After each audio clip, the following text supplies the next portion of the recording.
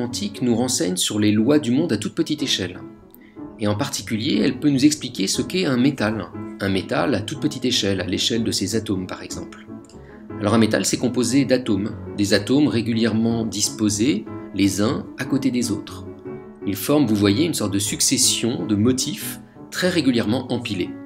Et puis au milieu de ces atomes, il y a des électrons qui, eux, sont sous forme d'ondes, des espèces de vagues, on parle de fonctions d'ondes quantiques, qui vont se déplacer librement à travers tout le métal et à travers ces atomes. Et donc les électrons libres du métal se déplacent comme des vagues dans la mer. Mais on n'est pas capable de les voir directement, ces vagues. Ce qu'on voit le plus, finalement, c'est la signature des défauts du métal. Quand un atome n'est pas là où il devrait être, par exemple, quand un atome est là en trop, eh ben, les électrons vont faire comme des vagues autour d'un caillou dans la mer. Elles vont s'écarter, vous voyez, comme ces petits motifs. On parle d'oscillation de Friedel. Et donc les électrons, finalement, signent leur présence dans un métal à travers les vagues autour des défauts qu'ils rencontrent.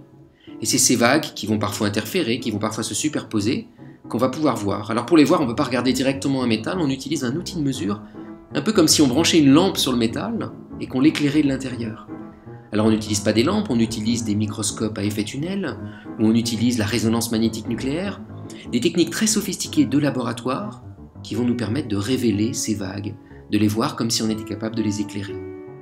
Et c'est ce savoir-faire du physicien qui va être capable de mesurer ces petites vagues autour des défauts qui vont lui permettre de comprendre finalement ce qu'est un métal et ce qui s'y cache, et de reconstituer ces électrons, ondes quantiques, qui le traversent et qui en assurent par exemple les propriétés électriques fascinantes.